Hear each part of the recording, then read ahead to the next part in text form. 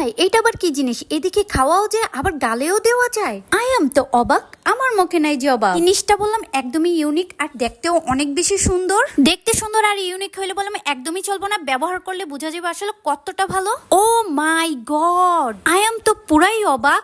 ভাই রে ভাই, এত সুন্দর, একদমই ন্যাচারাল। এটা বললাম orange colour shade, waterproof, long lasting, bare ফেসেও তোমরা অ্যাপ্লাই করতে পারবা। তো এখন তোমাদের দেখাবো পার্পল কালারটা। হাই হাই, আমারই কেউ ধরো, জাস্ট একটা সোয়াচে এত পিগমেন্টেড। কালারটা বললাম মারাত্মক লেভেলের সুন্দর, ব্লেন্ড করার পরে একদম স্মুথ ফিনিশিং চলে আসে। তো এখন তোমাদের হট পিঙ্কটা সোয়াচ করে দেখাবো।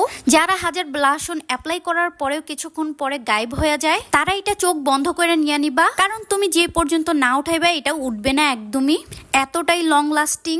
তার মধ্যে আবার ওয়াটারপ্রুফ লিপস্টিক, ফাউন্ডেশন, পাউডার অনেক কিছু দেখাইছে, বাট এই প্রথমবারের মতো তোমাদের ওয়াটারপ্রুফ ব্লাশ অন